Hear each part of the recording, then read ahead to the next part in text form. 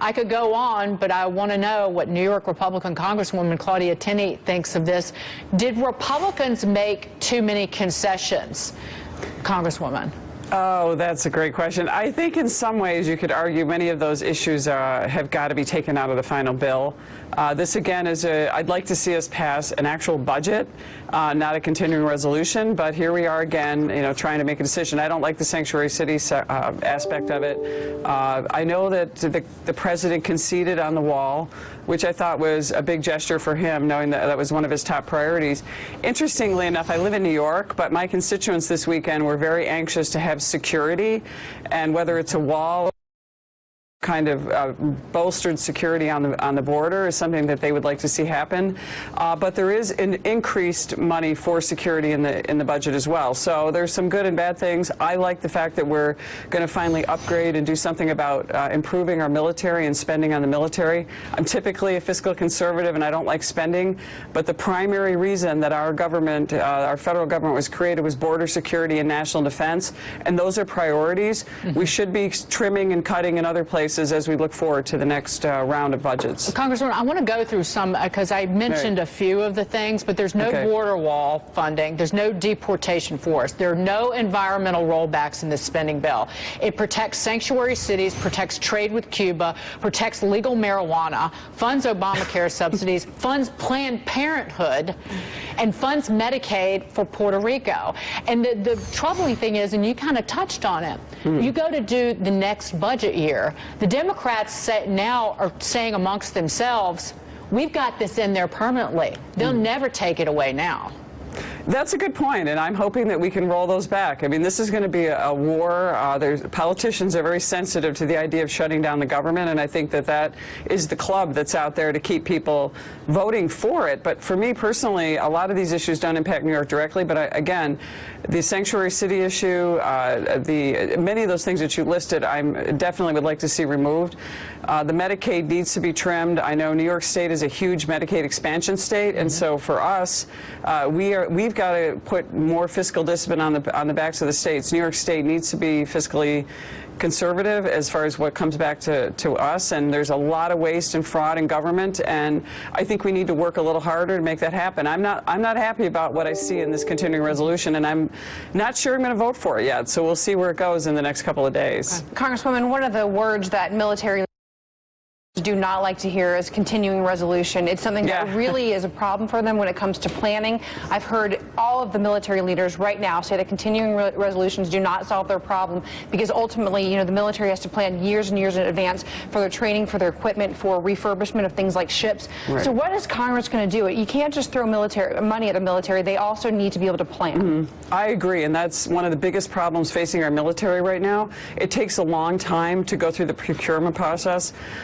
It's very hard to build and maintain a 21st century force by waiting for a continuing resolution, unpredictability.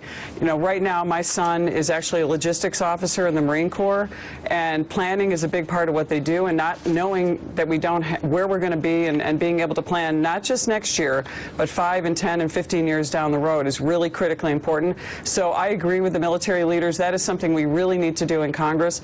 I'm a member of the Financial Services Committee, not military, and I'm not on veterans, or I'm not on armed services, but we really need to focus on that now, and this is the time, while the Republicans have the majority, to focus on the military, which is a priority for all of us, especially now with the really asymmetrical and unusual enemies that we face that are infiltrating us, across the border, with infiltrating our refugee populations that are innocent. I mean, it's a very complex problem, but I hope that our leaders will recognize that, and I applaud our military for actually working with situations that are very unpredictable. And I've been overseas for a couple of different places and seen just how difficult it is for the military with some of our outdated equipment. We need new technology. I mean, we're using Air Force. I mean, just some of the planes that we're using need to be updated. Right. They're very old. So yeah, it's a very important issue, and I agree with that. In terms of complexity, let's talk about the health care overhaul. The House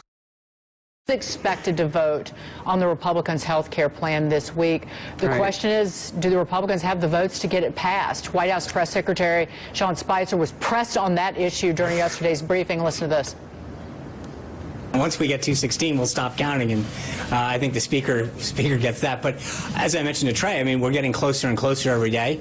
So I would assume that today we were closer than we were a week ago.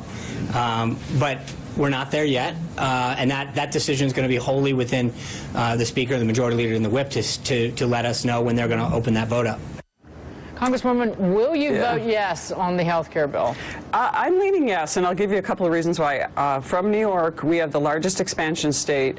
Many of the things that are being debated, whether it's the essential plan or pre-existing conditions or the community rating, meaning what an insurance company can charge, all of those are built into New York state law, so there's not a lot we can do on the federal level other than some of the good things that are in the president's bill and the House bill, which is to roll back the taxes. We are going to be able to finally repeal the individual and the employer mandate. That's going to help our small business community, our individuals that are forced to pay really high deductibles and really have health care, but they can't afford to go to the doctor. And those are the middle class is really who is being hurt the most in this. And so supporting what we have, at least getting something started, we have to repeal and replace Obamacare, but we really need to get the process started. I know they're hemming and hawing over a couple of issues. I don't know who it is now, whether it's the Tuesday Group or the Freedom Caucus, but I hope we get something accomplished. We really need to have a win on that because it's our small business community, particularly in states like New York, that are really in need of the assistance.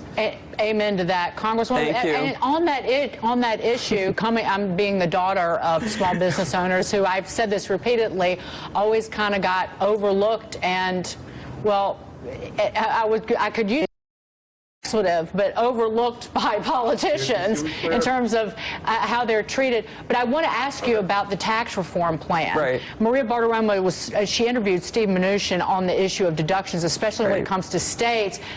Take a listen to this, and then I'll get your take. Okay. Congressmen from New York, Florida, New Jersey, et cetera, they are not liking the fact that you're talking about eliminating the deduction on state and state income, as well as property income taxes. The special deductions and all these things are really for rich people, and we're going to cut a lot of that back. And as it relates to the states, we don't think that the federal government should be in the business of subsidizing the states. The states should be able to decide what they want to charge in income taxes. Congresswoman, based on what you've heard out of the Trump administration, if they got rid of the state tax deduction, that hurts your constituents because we're in such a high tax state in New York. But if they change the way that small businesses are taxed and you get a 15% rate, would that make you vote for it? It is better, and I also am a small business owner. I fit right in the gap. We have between 50 and 100 employees. We're forced into the Obamacare mandate. We have the highest taxes on so many levels in New York, high energy costs. So on the tax issue, we do have high taxes, and the deduction, as he calls them, rich people. Well, for a long time, rich people were people who made, and millionaires were people who made $250,000 or more in New York. So we finally actually moved that classification to where it should be as millionaires.